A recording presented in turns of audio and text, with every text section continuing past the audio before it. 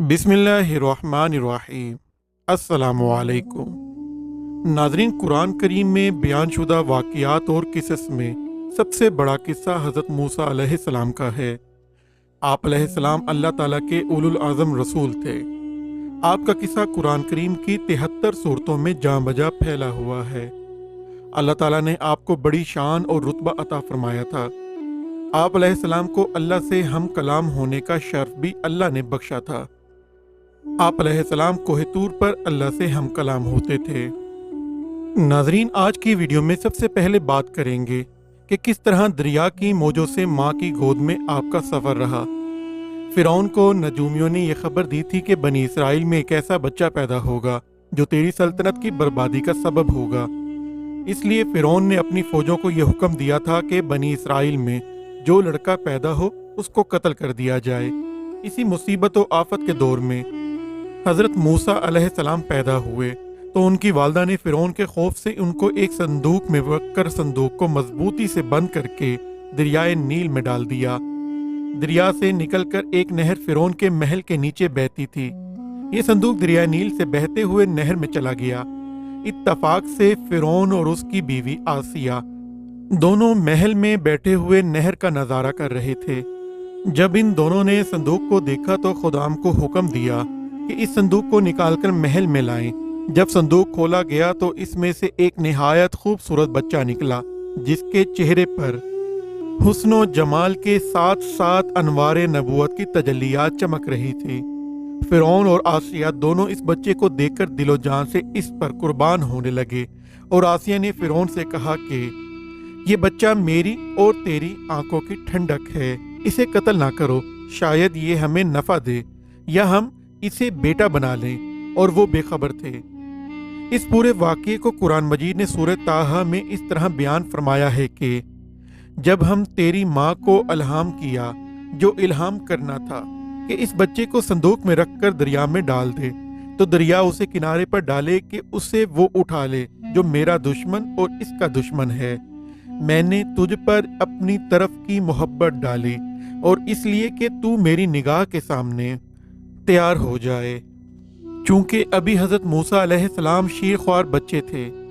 इसलिए इनको दूध पिलाने वाली किसी औरत की तलाश हुई, मगर आप किसी औरत का दूध पीते ही नहीं थे। इधर हज़रत मूसा अलैहिस्सलाम की वालदा बेहद परेशान थी कि नामालूम मेरा बच्चा कहाँ और किस हाल में होगा। परेशान होकर उन्होंने हज़रत मूसा अलैहिस्सलाम की बहन मरियम को जुस्तजुए हाल के लिए फ़िरौन के महल में भेजा। और मरियम ने जब यह हाल देखा कि बच्चा किसी औरत का दूध नहीं पीता तो उन्होंने फ़िरौन से कहा कि मैं एक औरत को लाती हूँ, शायद कि ये उसका दूध पीने लगे। चुनाचे मरियम हज़रत मूसा अलैहिस्सलाम की वालदा को फ़िरौन के महल में लेकर गईं और उन्होंने जैसे ही जोशे मोहब्बत में सीने से चिमटाकर दूध पिलाया तो आप दूध पीने लगे।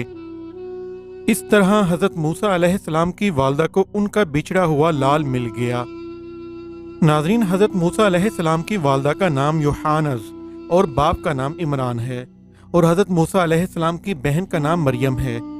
मगर याद रखो कि ये वो मरियम नहीं है जो हज़रत ईसा अलैहिस्सलाम की वालदा है। हज़रत ईसा अलैहिस्सलाम की वालदा मरियम हज़रत मूसा अलैहिस्सलाम की बहन से सैकड़ों बरस बाद को हुई हैं। नाज़रीन, अब बात करते हैं हज़रत मूसा अलैहिस्सलाम के असे के बारे में। ये हज़रत मूसा अलैहिस्सलाम की वो मुकद्दस लाठी है जिसको असाए मूसा कहते हैं। इसके ज़रिए आपके बहुत से उन मुजज़ात का ज़हूर हुआ जिनको कुरान मजीद ने मुख्तलिफ उन्वानों के साथ बार बार बयान फरमाया है। इस मुकद्दस लाठी की तारीख बहुत कदीम है जो अपने दामन में सैकड़ों उन तारीखी वाक़ियात को समेटे हुए है जिनमें इबरतों और नसीहतों के हज़ारों निशानात सितारों की तरह जगमगा रहे हैं, जिनसे अहले नज़र को बसीरत की रोशनी और हिदायत का नूर मिलता है। ये लाठी हज़रत मूसा अलैहिस्सलाम के कद बराबर 10 हाथ लंबी थी और इसके सर पर 2 शाखें थीं जो रात में मशल की तरह रोशन हो जाया करती थीं। ये जन्नत के दरख्त पीलू की लकड़ी से बनाई गई थी और इसको हज़रत आदम अलैहिस्सलाम बहिश्त से अपने साथ लेकर आए थे। हज़रत आदम अलैहिस्सलाम के बाद ये मुकद्दस असा हज़रात अंबिया कराम अलैहिमुस्सलातु वस्सलाम को यके बाद दीगरे बतौर मिरास के मिलता रहा, यहाँ तक कि हज़रत शुएब अलैहिस्सलाम को मिला जो कौम मदैन के नबी थे। جب حضرت موسیٰ علیہ السلام مصر سے ہجرت فرما کر مدین تشریف لے گئے اور حضرت شعیب علیہ السلام نے اپنی صاحبزادی حضرت بی بی صفورہ رضی اللہ تعالی عنہا سے آپ کا نکاح فرما دیا اور آپ 10 برس تک حضرت شعیب علیہ السلام کی خدمت میں رہ کر آپ کی بکریاں چراتے رہے، اس وقت حضرت شعیب علیہ السلام نے حکم خداوندی کے مطابق آپ کو یہ مقدس عصا عطا فرمایا۔ پھر جب آپ اپنی زوجہ محترمہ کو ساتھ لے کر مدین سے مصر اپنے وطن کے لیے روانہ ہوئے اور وادی مقدس مقام طوا میں پہنچے تو اللہ تعالیٰ نے اپنی تجلی سے آپ کو سرفراز فرما کر منصب رسالت کے شرف سے سربلند فرمایا۔ اس وقت اللہ تعالیٰ نے آپ سے جس طرح کلام فرمایا، قرآن مجید نے اس کو اس طرح بیان فرمایا ہے کہ اور یہ تیرے داہنے ہاتھ میں کیا ہے؟ اے موسیٰ، عرض کی یہ میرا عصا ہے، میں اس پر تکیہ لگاتا ہوں اور اس سے اپنی بکریوں پر پتے جھاڑتا ہوں اور میرے اس میں اور کام ہیں۔ مارب اخرى، دوسرے کاموں کی تفسیر میں حضرت علامہ ابو البرکات عبداللہ بن احمد نصفی علیہ الرحمہ نے فرمایا کہ مثلا اس کو ہاتھ میں لے کر اس کے سہارے چلنا، نمبر 2 اس سے بات چیت کر کے دل بہلانا، نمبر 3 دن میں اس کا درخت بنا کر آپ پر سایہ کرنا، اور نمبر 4 رات میں اس کی دونوں شاخوں کا روشن ہو کر آپ کو روشنی دینا،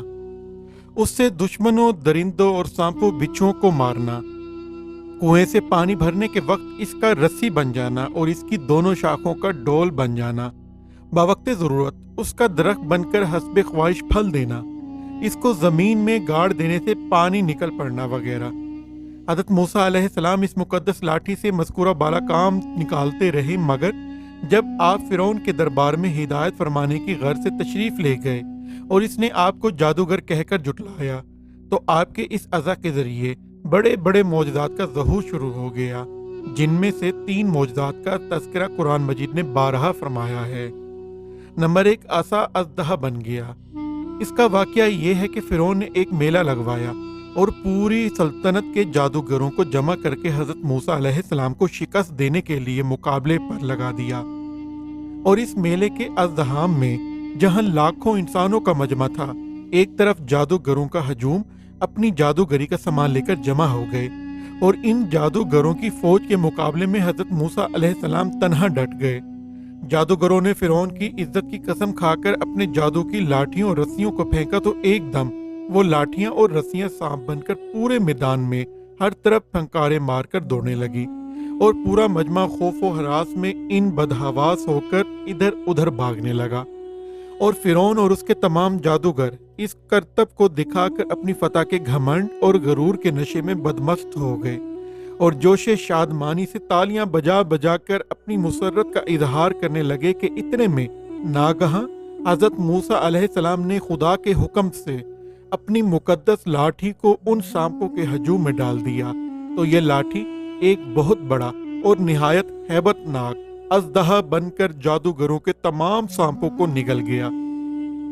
یہ معجزہ دیکھ کر تمام جادوگر اپنی شکست کا اعتراف کرتے ہوئے سجدے میں گر پڑے اور با آواز بلند یہ اعلان کرنا شروع کر دیا کہ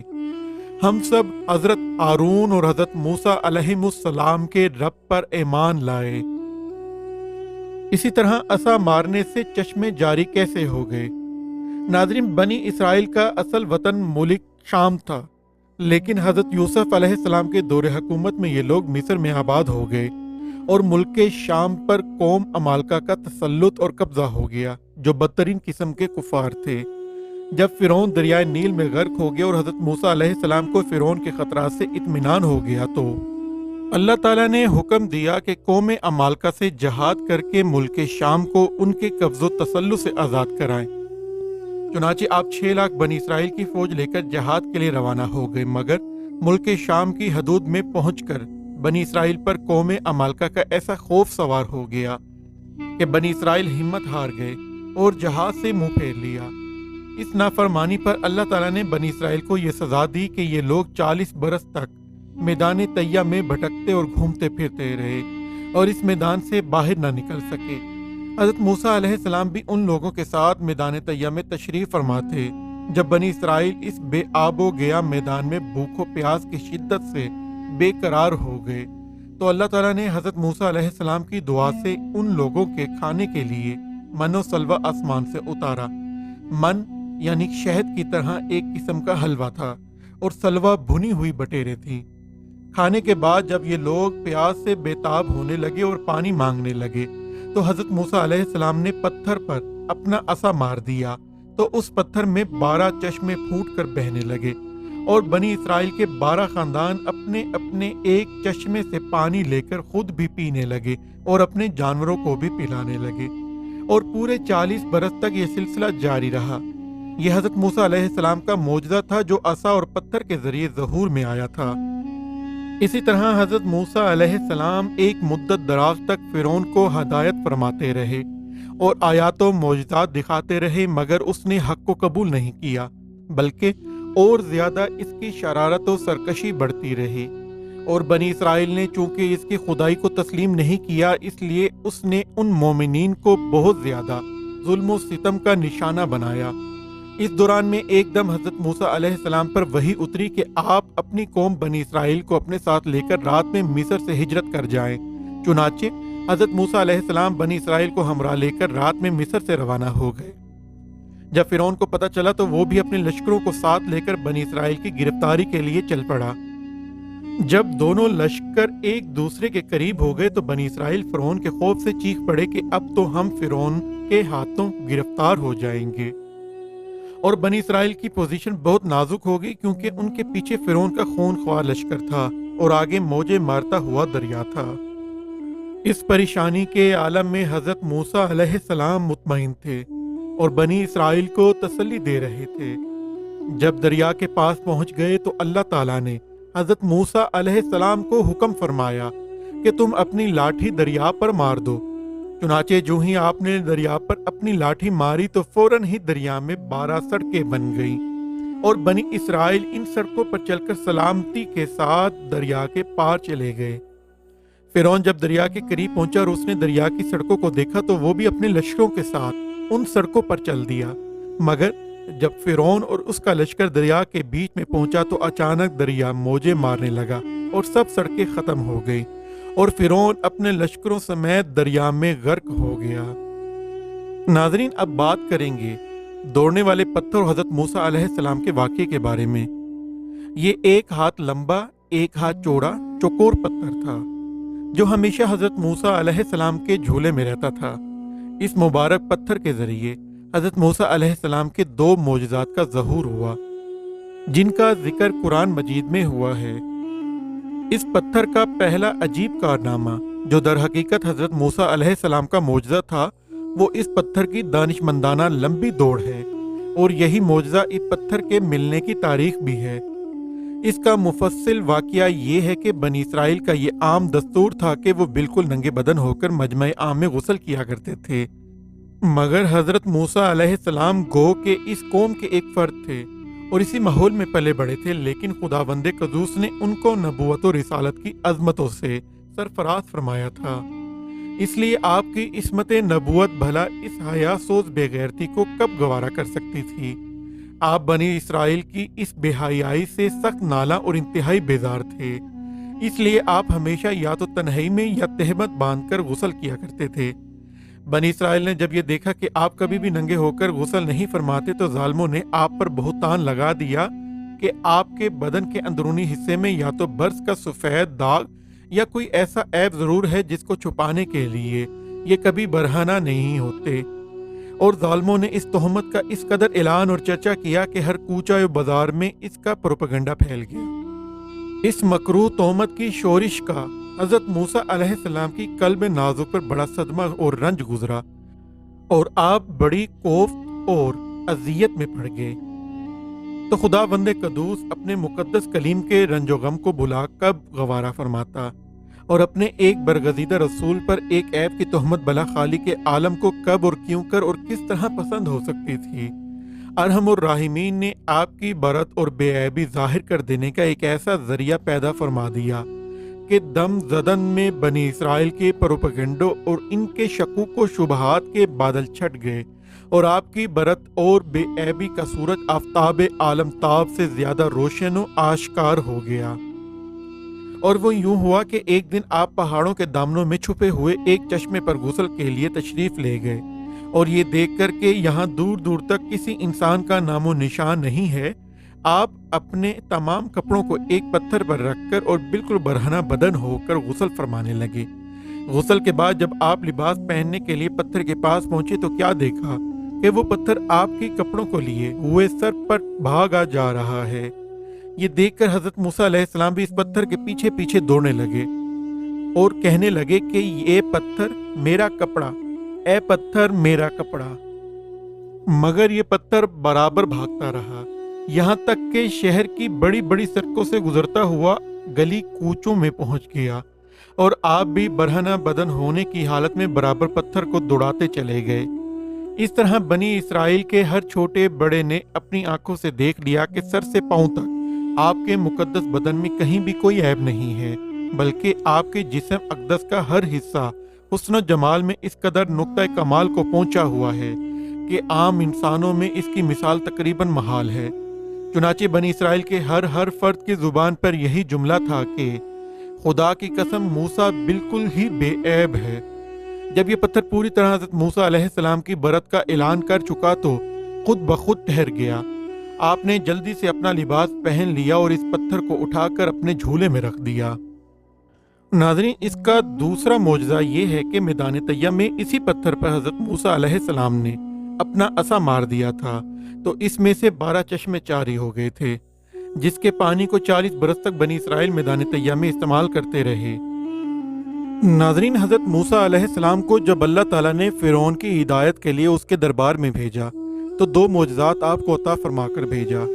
एक असा जिसके बारे में आप पहले सुन चुके हैं, और दूसरा यद बैज़ा यानी रोशन हाथ। इस मौजज़े का नाम यद बैज़ा है, जो एक अजीब और अजीम मौजज़ा है। हज़रत इब्ने अब्बास रज़ी अल्लाह ताला अन्हुमा ने फरमाया कि हज़रत मूसा अलैहिस्सलाम के दस्ते मुबारक से रात और दिन में आफताब की तरह नूर निकलता है। नाज़रीन, अब बात करते हैं बनी इसराइल पर ताउन के अज़ाब के बारे में। जब मैदान तैयब में बनी इसराइल ने ख्वाहिश जाहिर की कि हम ज़मीन से उगने वाले गल्ले और तरकारियां खाएंगे, तो इन लोगों को हज़रत मूसा अलैहिस्सलाम ने समझाया कि तुम लोग मनो सलवा के नफीस खाने को छोड़कर गेहूं, दाल और तरकारियों जैसी खसीस और घटिया ग़िज़ाएं क्यों तलब कर रहे हो। मगर जब बनी इसराइल अपनी जिद पर अड़े रहे तो अल्लाह ताला ने हुक्म दिया कि तुम लोग मैदान तैयब से निकलकर शहर बैतुल मुकद्दस में दाखिल हो जाओ और वहां बेरोक टोक अपनी पसंद की और मन भाती ग़िज़ाएं खाओ, मगर ये ज़रूरी है कि तुम लोग बैतुल मुकद्दस के दरवाजे में कमाल अदब व एहतराम के साथ झुककर दाखिल होना, और दाखिल होते वक्त ये दुआ मांगते रहना कि या अल्लाह, तू हमारे गुनाहों को माफ़ फरमा दे तो हम तुम्हारे गुनाहों को बख्श देंगे। मगर बनी इसराइल जो हमेशा से सरकश और शरारतों के आदी और खुदा की नाफरमानियों के खोगर थे, बैतुल मुकद्दस के करीब पहुंचकर एकदम उन लोगों की रग शरारत भड़क उठी, और ये नाफरमान लोग बजाय झुककर दाखिल होने के अपनी सरीनों पर घसटते हुए दरवाजे में दाखिल हुए,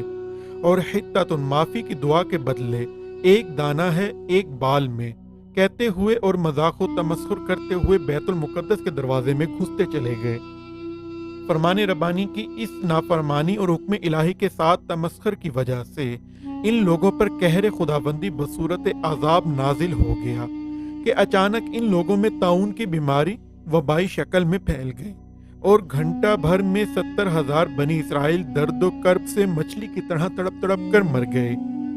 नाज़रीन, अब बात करते हैं अल्लाह ताला के 5 बड़े अज़ाबात के बारे में जो फ़िरौन पर नाजिल किए गए।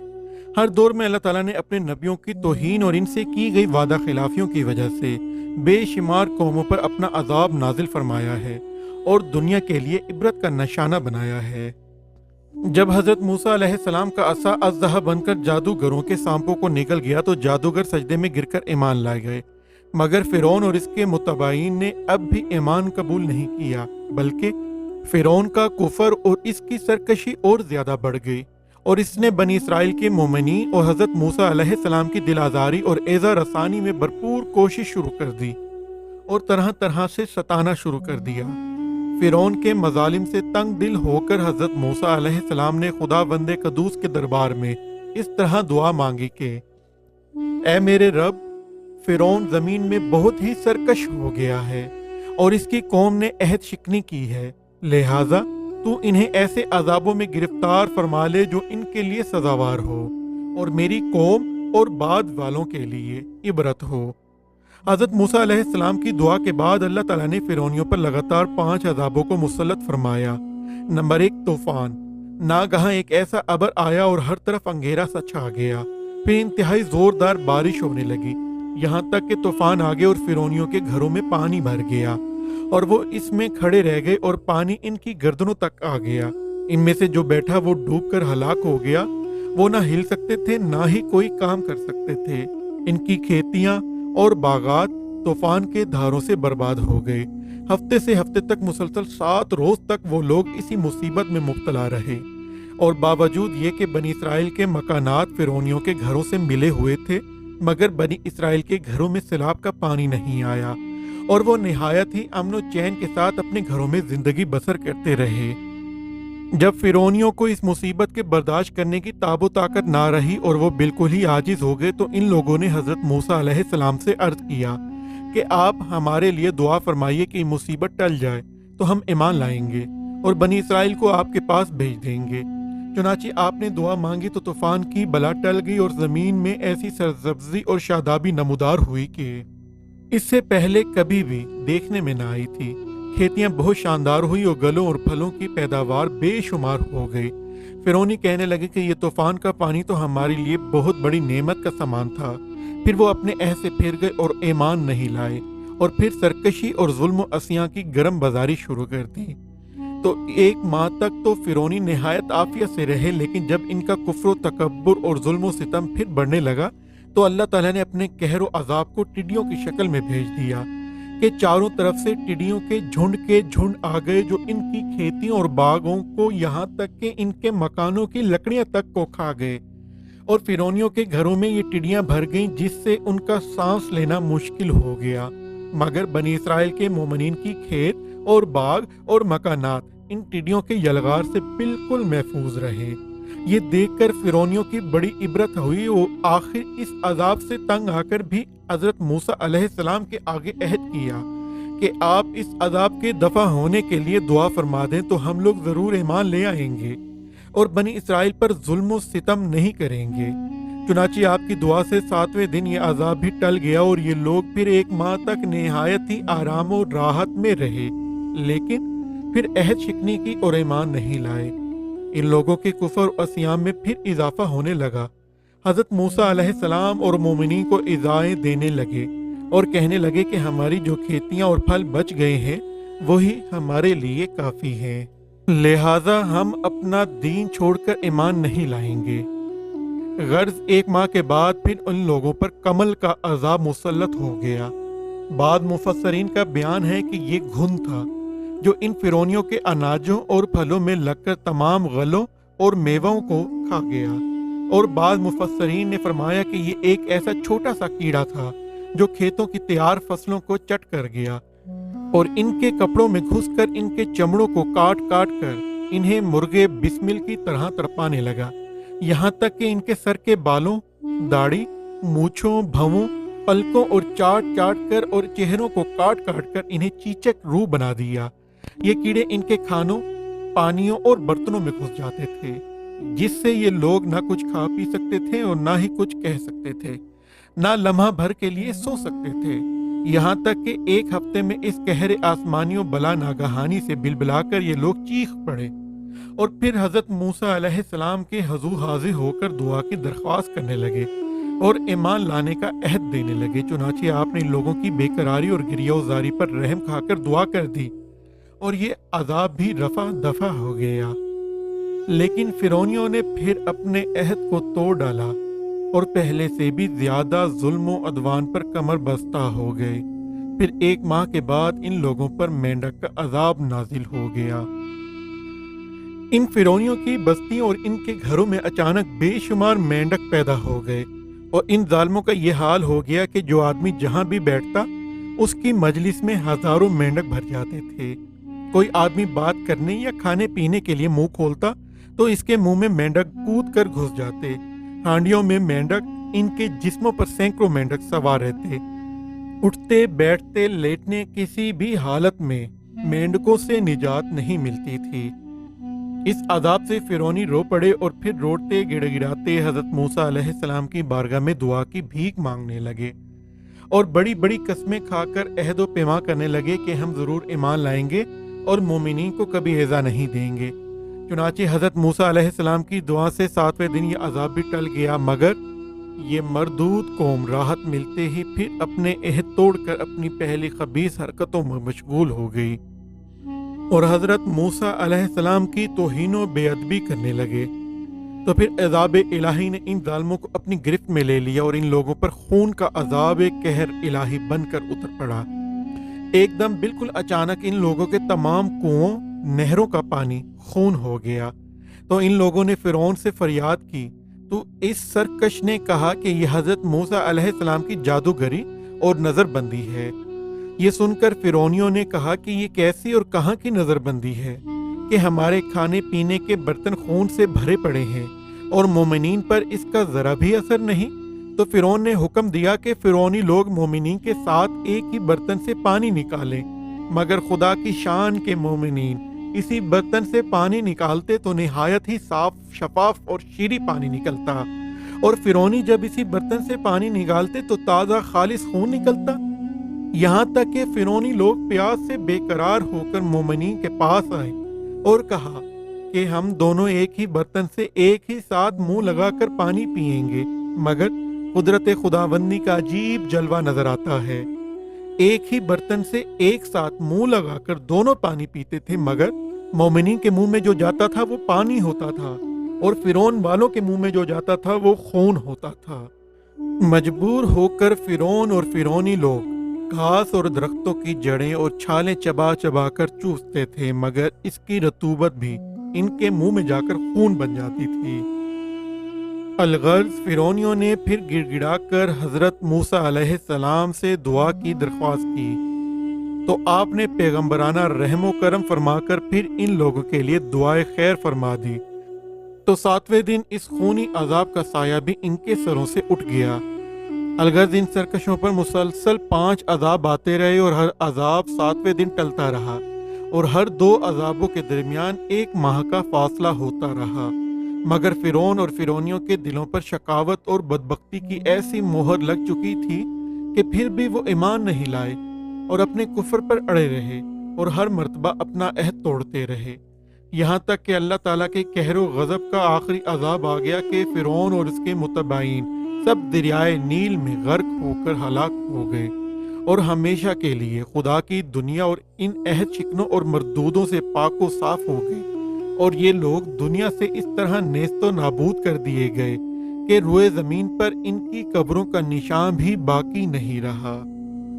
ناظرین، فرعون کی ہلاکت کے بعد بنی اسرائیل اس کے پنجے سے آزاد ہو کر سب ایمان لے آئے، اور حضرت موسیٰ علیہ السلام کو خدا بند کریم کا یہ حکم ہوا کہ وہ 40 راتوں کا کوہ طور پر اعتکاف کریں۔ اس کے بعد انہیں کتاب تورات دی جائے گی۔ چنانچہ حضرت موسیٰ علیہ السلام کوہ طور پر چلے گئے اور بنی اسرائیل کو اپنے بھائی حضرت ہارون علیہ السلام کے سپرد کر دیا۔ آپ 40 دن تک دن بھر روزہ دار رہ کر ساری رات عبادت میں مشغول رہتے۔ جن دنوں حضرت موسیٰ علیہ السلام کوہ طور پر معتکف تھے، سامری نے آپ کی غیر موجودگی کو غنیمت جانا اور یہ فتنہ برپا کر دیا کہ اس نے بنی اسرائیل کے سونے چاندی کے زیورات کو مانگ کر پگھلایا اور اس سے ایک بچڑا بنا دیا،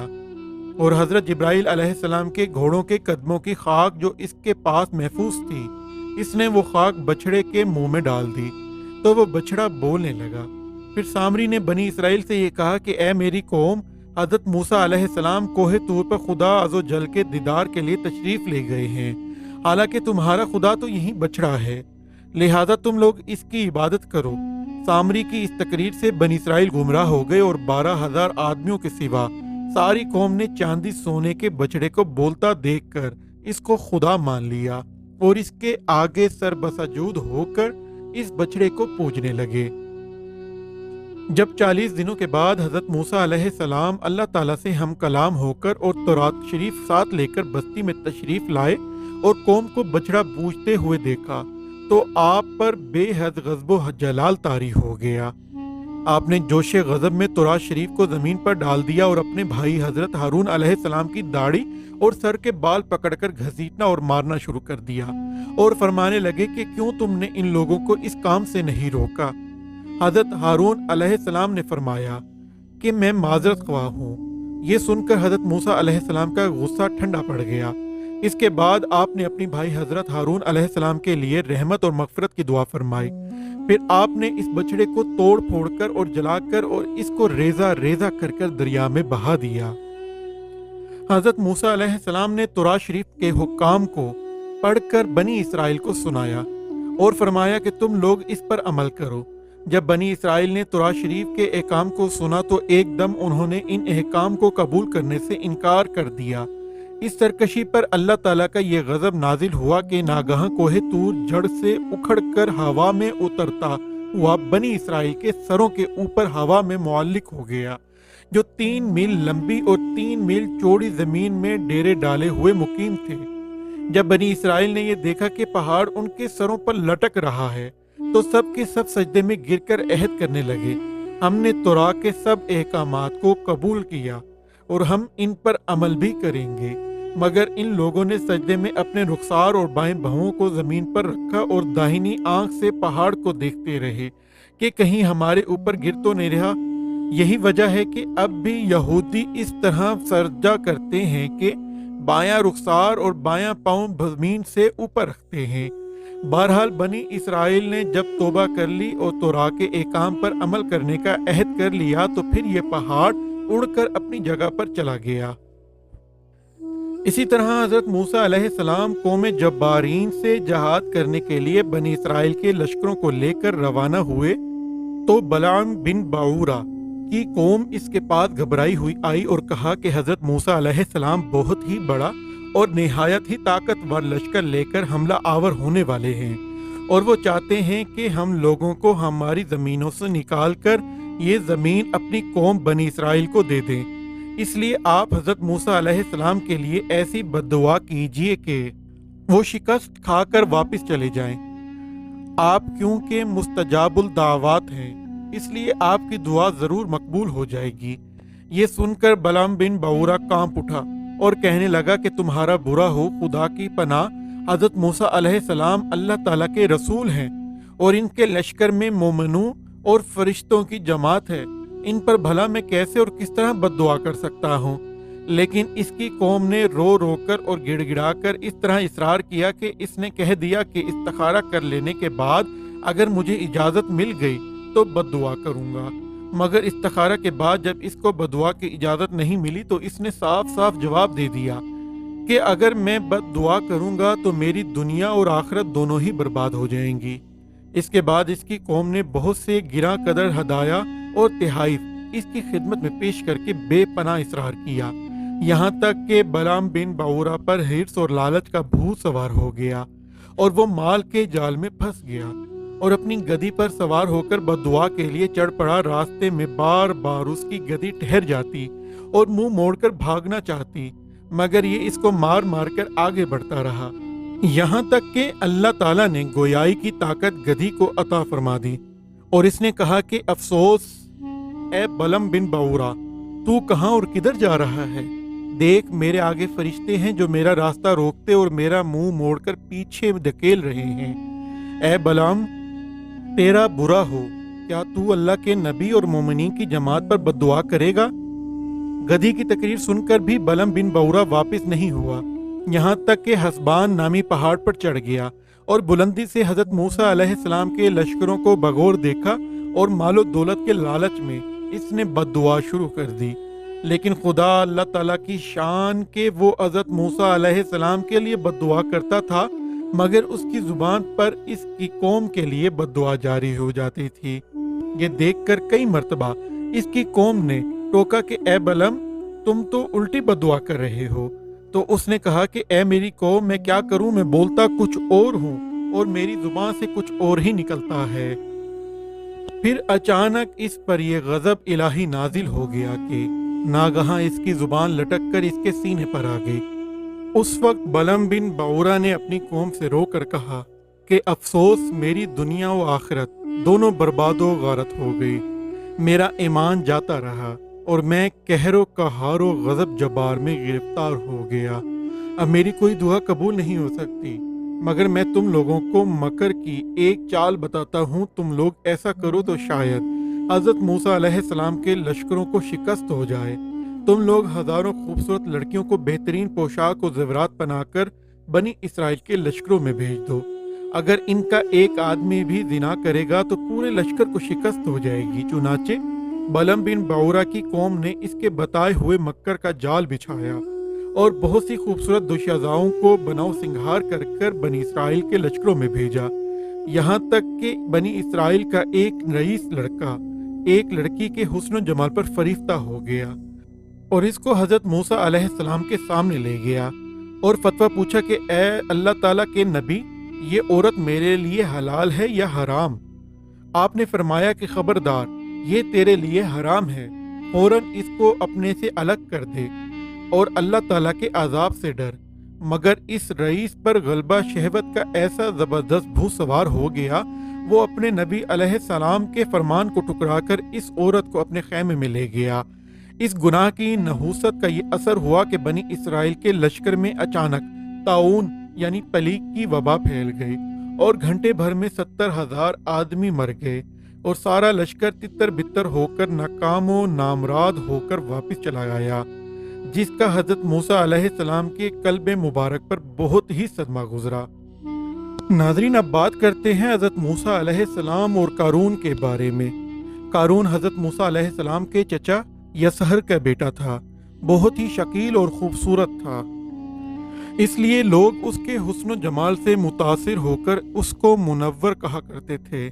اس کے ساتھ ساتھ اس میں یہ کمال بھی تھا کہ وہ بنی اسرائیل میں تورات کا بہت بڑا عالم اور بہت ہی ملنسار اور با اخلاق انسان تھا اور لوگ اس کا بہت ہی ادب و احترام کرتے تھے۔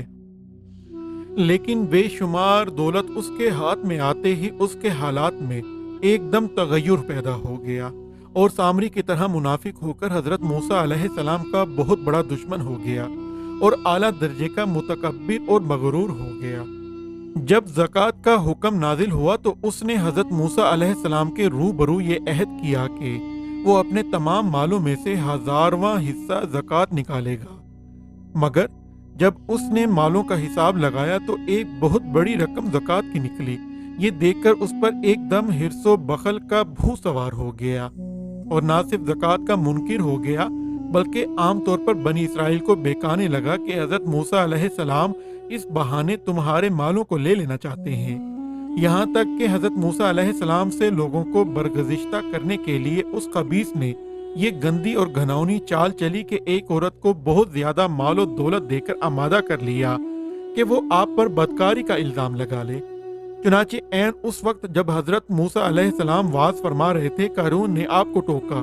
کہ فلاں عورت سے آپ نے بدکاری کی ہے۔ حضرت موسیٰ علیہ السلام نے فرمایا کہ اس عورت کو میرے سامنے لاؤ۔ چنانچہ وہ عورت بلائی گئی تو حضرت موسیٰ علیہ السلام نے فرمایا کہ اے عورت، اس اللہ کی قسم جس نے بنی اسرائیل کے لیے دریا کو پھاڑ دیا اور عافیت و سلامتی کے ساتھ دریا کے پار آ کر فرعون سے نجات دے، سچ سچ کہہ دے کہ واقعہ کیا ہے۔ حضرت موسیٰ علیہ السلام کے جلال سے عورت سہم کر کانپنے لگی اور اس نے مجمع عام میں صاف صاف کہہ دیا کہ اللہ تعالیٰ کے نبی، مجھ کو قارون نے کثیر دولت دے کر آپ پر بہتان لگانے کے لیے آمادہ کیا ہے۔ اس وقت حضرت موسیٰ علیہ السلام آبدیدہ ہو کر سجدہ شکر میں گر پڑے اور بحالت سجدہ آپ نے یہ دعا مانگی کہ یا اللہ، قارون پر اپنا قہر و غضب نازل فرما دے۔ پھر آپ نے مجمع سے فرمایا کہ جو قارون کا ساتھی ہو وہ قارون کے ساتھ ٹھہرا رہے اور جو میرا ساتھی ہو وہ قارون سے جدا ہو جائے۔ چنانچہ 2 خبیثوں کے سوا تمام بنی اسرائیل قارون سے الگ ہو گئے۔ پھر حضرت موسیٰ علیہ السلام نے زمین کو حکم دیا کہ اے زمین، تو اس کو پکڑ لے، تو قارون ایک دم گھٹنوں تک زمین میں دھس گیا۔ پھر آپ نے دوبارہ زمین سے یہی فرمایا تو وہ کمر تک زمین میں دھس گیا۔ یہ دیکھ کر قارون رونے لگا اور بلبلانے لگا اور قرابت و رشتہ داری کا واسطہ دینے لگا، مگر آپ نے کوئی التفات نہ فرمایا، یہاں تک کہ وہ بالکل زمین میں دھس گیا۔ 2 منحوس آدمی جو قارون کے ساتھ ہوئے تھے لوگوں سے کہنے لگے کہ حضرت موسیٰ علیہ السلام نے قارون کو اس لیے دھنسا دیا تاکہ قارون کے مکان اور اس کے خزانوں پر خود قبضہ کر لیں۔ تو آپ نے اللہ تعالیٰ سے دعا مانگی کہ قارون کا مکان اور خزانہ بھی زمین میں دھس جائے۔ چنانچہ قارون کا مکان جو سونے کا تھا اور اس کا سارا خزانہ بھی زمین میں دھس گیا۔ ناظرین، اب ذکر کرتے ہیں سفر مجمع البحرین کے بارے میں۔ ایک روایت ہے کہ جب فرعون ماں اپنے لشکر کے دریائے نیل میں غرق ہو گیا اور حضرت موسیٰ علیہ السلام کو بنی اسرائیل کے ساتھ مصر میں قرار نصیب ہوا، تو ایک دن موسیٰ علیہ السلام نے اللہ تعالیٰ سے اس طرح مکالمہ شروع ہوا کہ حضرت موسیٰ علیہ السلام نے فرمایا، اللہ تعالیٰ، تیرے بندوں میں سے سب سے زیادہ تجھ کو محبوب کون سا بندہ ہے؟ اللہ تعالیٰ نے فرمایا، جو میرا ذکر کرتا ہے اور مجھے کبھی فراموش نہ کرے۔ حضرت موسیٰ علیہ السلام نے فرمایا، سب سے بہتر فیصلہ کرنے والا کون ہے؟ اللہ تعالیٰ نے فرمایا، جو حق کے ساتھ فیصلہ کرے اور کبھی بھی خواہش انسانی کی پیروی نہ کرے۔ حضرت موسیٰ علیہ السلام نے فرمایا، تیرے بندوں میں سب سے زیادہ علم والا کون ہے؟ اللہ تعالیٰ نے فرمایا، جو ہمیشہ اپنے علم کے ساتھ دوسروں سے علم سیکھتا رہے، تاکہ اس طرح اسے کوئی ایک ایسی بات مل جائے جو اسے ہدایت کی طرف رہنمائی کرے یا اس کو ہلاکت سے بچا لے۔ حضرت موسیٰ علیہ السلام نے فرمایا، اگر تیرے بندوں میں کوئی مجھ سے زیادہ علم والا ہو تو مجھے اس کا پتہ بتا دے۔ اللہ تعالیٰ نے فرمایا، خضر تم سے زیادہ علم والے ہیں۔ حضرت موسیٰ علیہ السلام نے فرمایا، میں انہیں کہاں تلاش کروں؟ اللہ تعالیٰ نے فرمایا، ساحل سمندر پر چٹان کے پاس۔ حضرت موسیٰ علیہ السلام نے فرمایا، میں وہاں کیسے اور کس طرح پہنچوں؟ تو اللہ تعالیٰ نے فرمایا، تم ایک ٹوکری میں ایک مچھلی لے کر سفر کرو، جہاں وہ مچھلی گم ہو جائے بس وہیں خضر سے تمہاری ملاقات ہوگی۔ اس کے بعد حضرت موسیٰ علیہ السلام نے اپنے خادم و شاگرد حضرت یوشع بن نون بن افرائیم بن یوسف علیہ السلام کو اپنا رفیق سفر بنا کر مجمع البحرین کا سفر فرمایا۔ حضرت موسیٰ علیہ السلام چلتے چلتے جب بہت دور چلے گئے تو ایک جگہ سو گئے۔ اسی جگہ مچھلی ٹوکری میں سے تڑپ کر سمندر میں کود گئی، اور جس جگہ پانی میں ڈوبی وہاں پانی میں ایک سوراخ بن گیا۔ حضرت موسیٰ علیہ السلام نیند سے بیدار ہو کر چلنے لگے۔ جب دوپہر کے کھانے کا وقت ہوا تو آپ نے اپنے شاگرد حضرت یوشع بن نون علیہ السلام سے مچھلی طلب فرمائی، تو انہوں نے عرض کیا کہ یہ چٹان کے پاس جہاں آپ سو گئے تھے مچھلی کود کر سمندر میں چلی گئی اور میں آپ کو بتانا بھول گیا۔ آپ نے فرمایا کہ ہمیں تو اس جگہ کی تلاش تھی۔ بہرحال پھر آپ اپنے قدموں کے نشانات کو تلاش کرتے ہوئے اس جگہ پہنچ گئے جہاں حضرت خضر علیہ السلام سے ملاقات کی جگہ بتائی گئی تھی۔ وہاں پہنچ کر حضرت موسیٰ علیہ السلام نے دیکھا کہ ایک بزرگ کپڑوں میں لپٹے ہوئے بیٹھے ہیں۔ جب حضرت موسیٰ علیہ السلام نے ان کو سلام کیا تو انہوں نے تعجب سے فرمایا کہ اس زمین میں سلام کرنے والے کہاں سے آ گئے؟ پھر انہوں نے کہا، آپ کون ہیں؟ تو آپ نے فرمایا کہ میں موسیٰ ہوں۔ تو انہوں نے دریافت کیا کہ کون موسیٰ؟ کیا آپ بنی اسرائیل کے موسیٰ ہیں؟ تو آپ نے فرمایا کہ جی ہاں۔ تو حضرت خضر علیہ السلام نے کہا، اے موسیٰ، مجھے اللہ تعالیٰ نے ایک ایسا علم دیا ہے جس کو آپ نہیں جانتے، اور آپ کو اللہ تعالیٰ نے ایسا علم دیا ہے جس کو میں نہیں جانتا۔ مطلب یہ تھا کہ میں علم اسرار جانتا ہوں جس کا آپ کو علم نہیں، اور آپ علم الشرائع جانتے ہیں جس کو میں نہیں جانتا۔ پھر حضرت موسیٰ علیہ السلام نے فرمایا کہ اے خضر، کیا آپ مجھے اس کی اجازت دیتے ہیں کہ میں آپ کے پیچھے پیچھے چلوں، تاکہ اللہ تعالیٰ نے آپ کو جو علوم دیے ہیں آپ کچھ مجھے بھی تعلیم دے دیں؟ تو حضرت خضر علیہ السلام نے کہا کہ آپ میرے ساتھ صبر نہ کر سکیں گے۔ حضرت موسیٰ علیہ السلام نے فرمایا کہ میں انشاءاللہ تعالیٰ صبر کروں گا اور کبھی بھی کوئی نافرمانی نہیں کروں گا۔ حضرت خضر علیہ السلام نے کہا کہ شرط یہ ہے کہ آپ مجھ سے کسی بات کے متعلق کوئی سوال نہیں کریں گے یہاں تک کہ میں خود آپ کو بتا دوں۔ غرض اس عہد و معاہدے کے بعد حضرت خضر علیہ السلام نے حضرت موسیٰ اور یوشع بن نون علیہ السلام کو اپنے ساتھ لے کر سمندر کے کنارے چلنا شروع کر دیا، یہاں تک کہ ایک کشتی پر نظر پڑی اور کشتی والوں نے ان تینوں صاحبان کو کشتی پر سوار کر لیا اور کشتی کا کرایہ بھی نہیں مانگا۔ جب یہ لوگ کشتی میں بیٹھ گئے تو حضرت خضر علیہ السلام نے اپنے جھولے میں سے ایک کلہاڑی نکالی اور کشتی کو پھاڑ کر اس کا ایک تختہ نکال کر سمندر میں پھینک دیا۔ یہ منظر دیکھ کر حضرت موسیٰ علیہ السلام برداشت نہ کر سکے اور حضرت خضر علیہ السلام سے سوال کیا کہ کیا تم نے اس لیے اس کو چیرا کہ اس کے سواروں کو ڈوبا دوں؟ بے شک یہ تم نے بری بات کی۔ حضرت خضر علیہ السلام نے کہا کیا میں نے آپ سے کہہ نہیں دیا تھا کہ آپ میرے ساتھ صبر نہ کر سکیں گے؟ حضرت موسیٰ علیہ السلام نے معذرت کرتے ہوئے فرمایا کہ میں نے بھول کر سوال کیا، لہٰذا آپ میری بھول پر گرفت نہ کیجیے اور میرے کام میں مشکل نہ ڈالیے۔ پھر یہ حضرات کچھ دور آگے کو چلے تو حضرت خضر علیہ السلام نے ایک نابالغ بچے کو دیکھا جو اپنے ماں باپ کا اکلوتا بیٹا تھا۔ حضرت خضر علیہ السلام نے گلا دبا کر اور زمین پر پٹک کر اس بچے کو قتل کر ڈالا۔ یہ ہوش ربا خونی منظر دیکھ کر حضرت موسیٰ علیہ السلام میں صبر کتاب نہ رہی اور آپ نے ذرا سخت لہجے میں حضرت خضر علیہ السلام سے کہہ دیا کہ تم نے ایک ستھری جان بے کسی جان کے بدلے قتل کر دی، بے شک تم نے بہت بری بات کی۔ حضرت خضر علیہ السلام نے پھر یہی جواب دیا کہ میں نے آپ سے یہ نہیں کہہ دیا تھا کہ آپ ہرگز میرے ساتھ صبر نہ کر سکیں گے؟ حضرت موسیٰ علیہ السلام نے فرمایا کہ اچھا، اب اگر اس کے بعد میں آپ سے کچھ پوچھوں تو آپ میرے ساتھ نہ رہیے گا، اس میں شک نہیں کہ میری طرف سے آپ کا عذر پورا ہو چکا ہے۔ پھر اس کے بعد ان حضرات نے ساتھ ساتھ چلنا شروع کر دیا، یہاں تک کہ یہ لوگ ایک گاؤں میں پہنچے اور گاؤں والوں سے کھانا طلب کیا، مگر گاؤں والوں میں سے کسی نے بھی ان صالحین کی دعوت قبول نہ کی۔ پھر ان دونوں نے گاؤں میں ایک گرتی ہوئی دیوار پائی تو حضرت خضر علیہ السلام نے اس میں اعظم پڑھ کر دیوار سیدھی کر دی۔ حضرت موسیٰ علیہ السلام گاؤں والوں کی بد اخلاقی سے بیزار تھے اور آپ کو غصہ آ گیا، برداشت نہ کر سکے اور فرمایا تم چاہتے تو اس پر کچھ مزدوری لے لیتے۔ یہ سن کر حضرت خضر علیہ السلام نے کہہ دیا کہ اب میرے اور آپ کے درمیان جدائی ہے، اور جن چیزوں کو دیکھ کر آپ صبر نہ کر سکے ان کا راز میں آپ کو بتا دوں گا۔ سنیے، جو کشتی میں نے پھاڑ ڈالی وہ چند مسکینوں کی تھی جس کی آمدنی سے وہ لوگ گزر بسر کرتے تھے،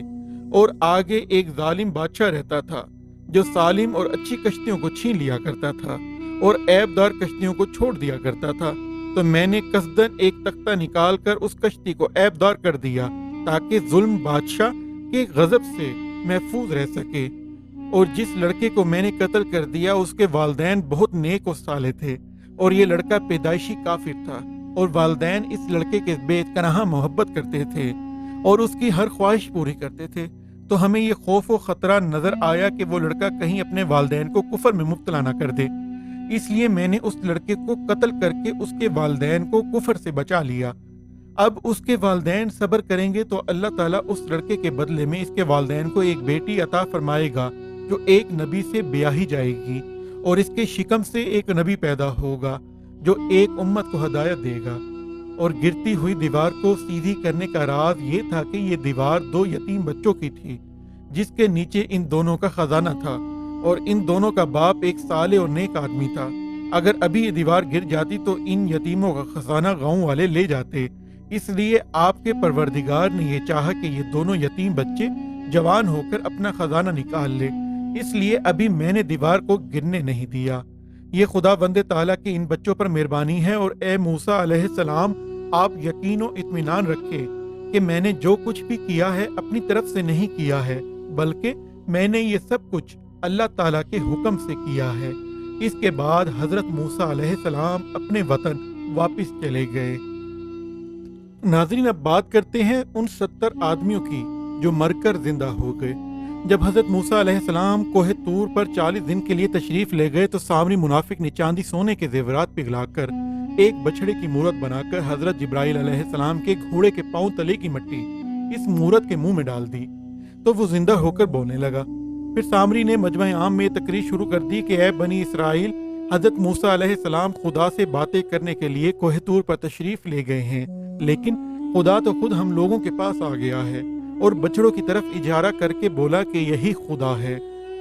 سامری نے ایسی گمراہ کن تقریر کی کہ بنی اسرائیل کو بچڑے کے خدا ہونے کا یقین آ گیا اور وہ بچڑے کو پوجنے لگے۔ جب حضرت موسیٰ علیہ السلام کوہ طور سے واپس تشریف لائے تو بنی اسرائیل کو بچڑا پوجتے ہوئے دیکھ کر بے حد ناراض ہوئے، پھر غضب و جلال میں آ کر اس بچڑے کو توڑ پھوڑ کر برباد کر دیا۔ پھر اللہ تعالیٰ کا یہ حکم نازل ہوا کہ جن لوگوں نے بچڑے کی پرستش نہیں کی وہ لوگ بچڑا پوجنے والوں کو قتل کریں۔ چنانچہ 70,000 بچڑے کی پوجا کرنے والے قتل ہو گئے۔ اس کے بعد یہ حکم نازل ہوا کہ حضرت موسیٰ علیہ السلام 70 آدمیوں کو منتخب کر کے کوہ طور پر لے جائیں اور یہ سب لوگ بچڑا پوجنے والوں کی طرف سے معذرت طلب کرتے ہوئے یہ دعا مانگے کہ بچڑا پوجنے والوں کے گناہ معاف ہو جائیں۔ چنانچہ حضرت موسیٰ علیہ السلام نے چن چن کر اچھے 70 آدمیوں کو ساتھ لیا اور کوہ طور پر تشریف لے گئے۔ جب لوگ کوہ طور پر طلب معذرت و استغفار کرنے لگے تو اللہ تعالیٰ کی طرف سے آواز آئی کہ اے بنی اسرائیل، میں ہی ہوں، میرے سوا تمہارا کوئی معبود نہیں۔ میں نے ہی تم لوگوں کو فرعون کے ظلم سے نجات دے کر تم لوگوں کو بچایا ہے، لہٰذا تم لوگ فقط میری ہی عبادت کرو اور میرے سوا کسی کو مت پوجو۔ اللہ تعالیٰ کا یہ کلام سن کر یہ 70 آدمی ایک زباں ہو کر کہنے لگے کہ اے موسیٰ، ہم ہرگز آپ کی بات نہیں مانیں گے جب تک ہم اللہ تعالیٰ کو اپنے سامنے نہ دیکھ لیں۔ یہ 70 آدمی اپنی ضد پر بالکل اڑ گئے کہ ہم کو آپ خدا کا دیدار کرائیے، ورنہ ہم ہرگز نہیں مانیں گے کہ خدا بند عالم نے یہ بات فرمائی ہے۔ حضرت موسیٰ علیہ السلام نے ان لوگوں کو بہت سمجھایا، مگر یہ شریر و سرکش لوگ اپنے مطالبے پر اڑے رہے، یہاں تک کہ اللہ تعالیٰ نے اپنے غضب و جلال کا اظہار اس طرح فرمایا کہ ایک فرشتہ آیا اور اس نے ایک ایسی خوفناک چیخ ماری کہ خوف و ہراس سے لوگوں کے دل پھٹ گئے اور یہ 70 آدمی مر گئے۔ پھر حضرت موسیٰ علیہ السلام نے خدا بند عالم سے کچھ گفتگی کی اور ان لوگوں کے لیے زندہ ہو جانے کی دعا مانگی تو یہ لوگ زندہ ہو گئے۔ ناظرین، اسی دعا کے ساتھ اپنی ویڈیو کا اختتام کرتے ہیں کہ اللہ ہم سب کو اپنی ایمان میں رکھے اور اپنے حبیب صلی اللہ علیہ وآلہ وسلم کے دین کے لیے لڑنے والوں کی مدد فرمائے اور ان کے ذریعے تمام امت کو کافروں کے ظلم سے نجات عطا فرمائے اور ذلت سے نکال کر عزت عطا فرما دیں۔ ہماری اس جان کو اپنے دین کے لیے قبول فرما لیں، ہمیں سیدھے راستے پر چلائے اور ہم پر اپنا رحم فرمائے اور ہمارے والدین کا سایہ ہمیشہ ہم پر سلامت رکھے۔ آمین۔ اللہ حافظ۔